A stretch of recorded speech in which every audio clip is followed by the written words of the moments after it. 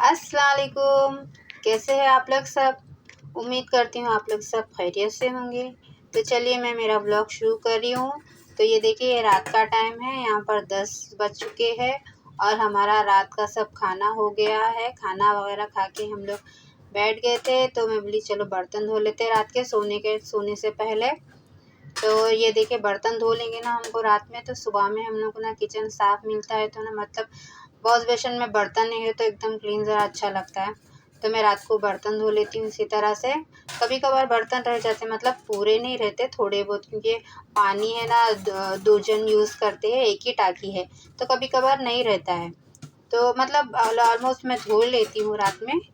तो देखिए मैं रात में धो के सो रही हूँ, तो ताकि सुबह में आसानी हो जाए, किचन में आए तो ज़रा आराम और सुकून मिले। और इस तरह से करके सो जाएंगे तो हमको ज़रा सुबह में उठेंगे और किचन में देखेंगे तो सुकून जैसा महसूस होता है। एकदम ऐसा जान पे कुछ है ऐसा महसूस नहीं होता। नहीं तो अगर बर्तन रह जाएंगे किचन में तो ऐसा लगता है कि कुछ एकदम जान पे है अपने, ऐसा लगता है। तो देखो मैं बर्तन धो ले रही, बर्तन धो के और भी बर्तन है इधर, मतलब खाना निकालने का है। इसमें से टोपों में से, कुकर में से सालन निकालने का है। ये बर्तन धो के सब मैं कुकर में से सालन और चावल वगैरह जो भी बच गया है वो भी निकाल के धो के रख दूँगी मैं। देखो मैं इस तरह से रात में बर्तन धो देती हूँ और बर्तन धो के हम लोग बिस्तर डाल के रात में हम लोग सो जाते हैं।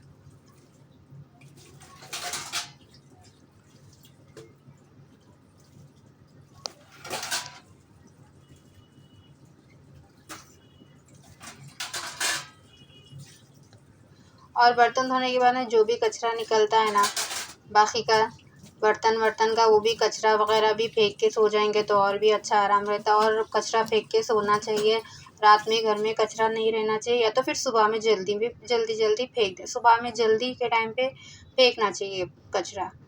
देखिए ये भी मैं हो गया मेरा सब, किचन उचन साफ़ करके। चावल थोड़ा ज़्यादा था, तहारी बनी हुई थी ना, तो मैं उसी में रखी, बाकी का सब है ना मैं धो दी, क्योंकि तारी में थोड़ा नीचे लग जाता है ना, तो वापस हम गर्म करते हैं ना सुबह के टाइम पे, तो और फिर लगने के चांस रहते हैं, इसके लिए धो दी, मैं रख दी हूँ ऐसी।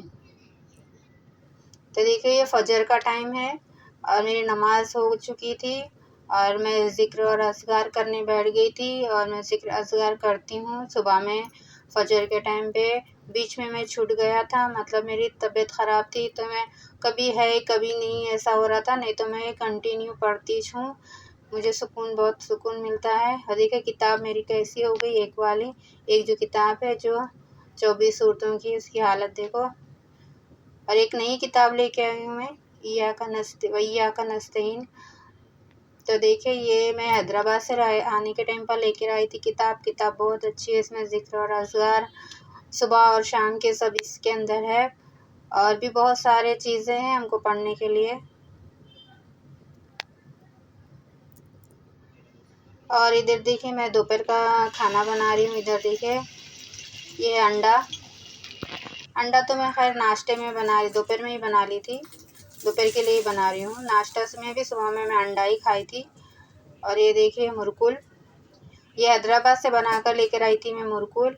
और ये है रोटी और चावल और दाल भी बनाई हूँ मैं। देखिए अंडा वापस पलटी कर रही हूँ मैं, और दाल चावल रोटी 4 ही रोटी बनाई थी, और मुरकुल तल ली थी और अंडा तल ली थी। ये हमारा दोपहर का खाना था और हम लोगों ने दोपहर में बैठ के खाना अच्छे से खाया। ये देखिए अंडा अच्छे से हो गया। और ये देखिए चावल।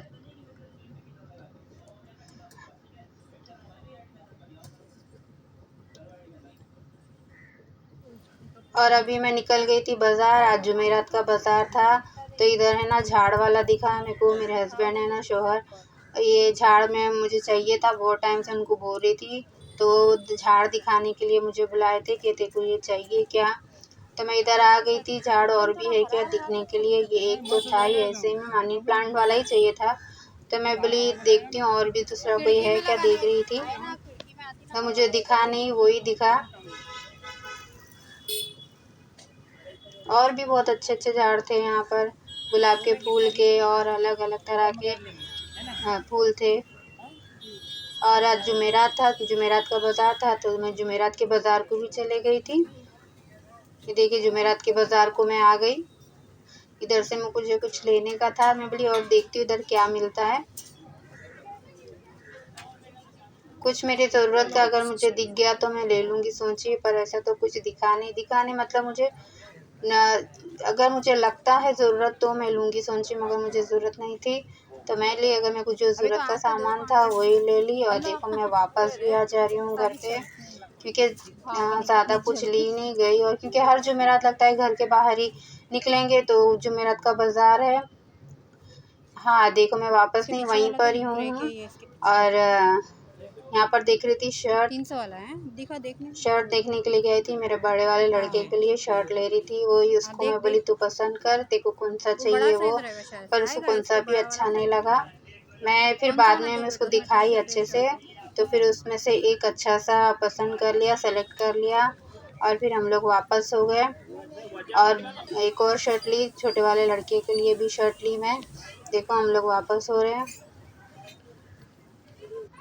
और ये देखिए झाड़ और ये ओकली भी ली हूँ मैं। मेरे को जाने से पहले वो बताए थे, पर मैं इसका वीडियो नहीं ली। ओकली भी लेके मैं घर पे आ गई। देखो ये 2 शर्ट ली हूँ मैं, एक अयान के लिए ली हूँ, एक अरमान के लिए ली हूँ। बड़ा वाला अरमान, छोटा वाला अयान। अभी उन लोग के कॉलेज शुरू होने वाले हैं ना, इसके लिए मैंने है ना कपड़े ले लिए, क्योंकि उनके पास शर्ट नहीं है। देखिए ओकली शर्ट है, पर है ना सब छोटे हो गए, उसको भी छोटे हो गए, उसको भी छोटे, उसको टाइट हो गए, छोटे हो रहे, इसको भी टाइट हो गए, छोटे हो गए। तो मैं बोली एक लेके रख लेते हैं। और ये देखिए ओकली। और ये ना वही शाम का टाइम है, बच्चे लोग शाम को बोल रहे थे कि आलू पराठा खाने का है मम्मी, बहुत दिन से बोल रहे थे आलू पराठा बनाओ, आलू पराठा बनाओ। तो देखो ये आलू है, आलू को मैं बॉईल करके रख ली थी। इसमें प्याज, हरी मिर्ची, कोतमीर, मिर्ची, नमक, हल्दी, अदरक लहसुन भी डाली, और मैं ना गन पाउडर भी डाली हूँ इसमें। आपको मेरे शॉर्ट वीडियो में आपको गन पाउडर का वीडियो भी आपको मिल जाएगा, आप वहाँ पर जाके आप देख सकते हैं गन पाउडर किस तरह से मैं बनाई। और गन पाउडर डाली तो इतना टेस्टी बना था ना, और उसमें ज़ीरा पाउडर भी डाली, धनिया पाउडर भी डाली मैं। इतना टेस्टी गन पाउडर डालने के बाद में बना था ये देखिए आलू को अच्छे से इसमें मैश कर मिला ली अच्छे से, और इसको रख दी साइड में। और है ना आटा भी मैं गूंद के रख लेती, ज़्यादा नहीं आटा गूनी, थोड़ा सा ही गूनी, क्योंकि मैं ये जो आलू के जो पराठे हैं, तो इसका जो डो है ना मैं पतला लेती हूँ, ज़्यादा नहीं। और इसके अंदर जो स्टफिंग जो रहती ना मैं ज़्यादा भरती हूँ, तो ही खाने में मज़ा आता, नहीं तो है ना खाने में मज़ा नहीं आता। देखो बहुत जन को है ना इस तरह से भरने नहीं आता, के अंदर स्टफिंग है ना पराठे की, कौन से भी पराठे हैं तो नहीं आता, किसी जन को, बहुत जन को नहीं आता। तो मैं बता रही हूँ जिसको नहीं आता वो लोग है ना देख लो मैं किस तरह से है ना बना रही हूँ। और मैं ये जो स्टफिंग है ना, मतलब आलू के पराठे की या हो मेथी के पराठे की या पूरन पूरे की हो, दो कुछ भी रहने दो, मैं ना ये बहुत सालों से, मतलब मैं जब 15 16 17 साल की ऐसा थी तभी से करती हूँ। मम्मी के साथ में बैठ के मैं करती थी, तो मुझे आदत है, ये बनाने की आदत है, ये बना चुकी हूँ मैं बहुत बार, तो मुझे ईज़ी पड़ जाता है, ना ही बाहर निकलती है स्टफिंग, ना ही कुछ नहीं। इस तरह से अपन को धीरे धीरे करना है, जल्दी जल्दी नहीं करने का, धीरे धीरे आराम से करेंगे।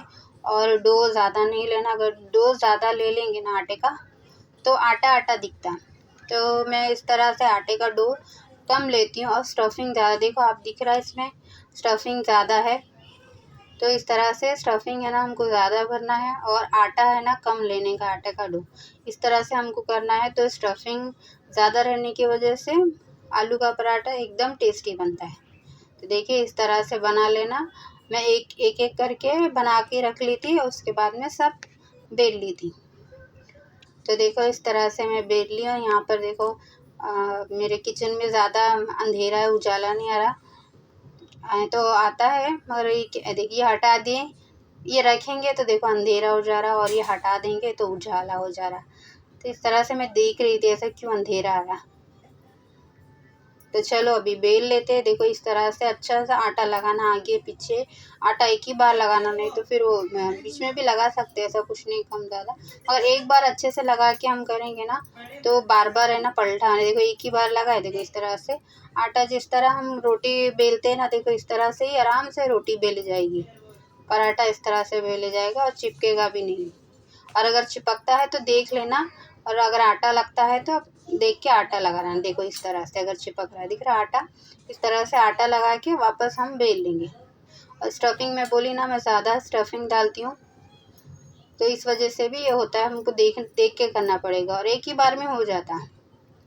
बार बार हमको देखने की ज़रूरत नहीं पड़ेगी। देखिए इस तरह से। और मैं तवा है ना गरम पे रख दी थी। मैं नॉन स्टिक तवे पे बना रही हूँ। है वो काला तवा दूसरा भी है, पर मैं बोली नॉन स्टिक तवे पे बनाती हूँ। आलू का पराठा है ना तो ज़रा पकड़ लेगा नीचे, इसके लिए नॉन स्टिक तवे पे ही बना रही हूँ। अब मैं डाल दी हूँ इसके ऊपर। इसको थोड़ा सा स्लो पे पकाना हमको, तेज़ आंच पे नहीं पकाना, नहीं तो आटे का जो डो है ना, मतलब जो रोटी है वो पकेगी नहीं। अंदर तो खैर स्टफिंग पका हुआ है। इसको धीरे धीरे से इस तरह से हमको दबा के पकाना है। और तेल डालने के बाद में अच्छे से इसको दबा दबा के पकाने का हमको। तेल डालो अच्छे से और अच्छे से दबा दबा के पकाओ, सेक लो, सॉरी पकाओ सेक लो। देखो स्टफिंग ऐसा निकलती है, मतलब ऐसा नहीं कि साइडों से निकल रही नहीं, क्योंकि मैं स्टफिंग है ना ज़्यादा अच्छे से भरी हूँ। और मैं जब बनाई ना इतना टेस्टी बना था। इसको इसके ऊपर मैं घी भी डाल सकते हैं। अब मैं घी नहीं तेल डाल रही हूँ, क्योंकि बच्चों के लिए बना रही हूँ, उन लोग के लिए मैं तेल डाल रही हूँ। उन लोग घी का नहीं खाते, तो उन लोग के लिए मैं तेल का बना रही हूँ। और मेरे लिए मैं घी डाल के बना ली थी। देखो एक बाजू सेक ली और दूसरे बाजू अभी भी ये बीच में देखो सेकने का है, अच्छे से सेकने का। साइडों में देखो ऐसा घुमा घुमा के सेकी ना तो साइडों का सेके गया, और अभी बीच का भी अच्छे से सेकेंगे।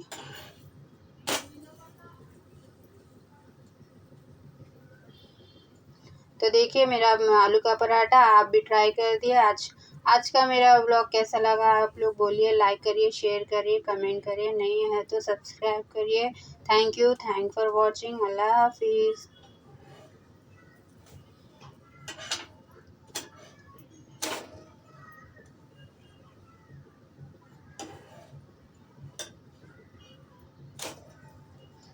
इस तरह से अलट पलट करके बनाएंगे ना तो एकदम टेस्टी बनेगा।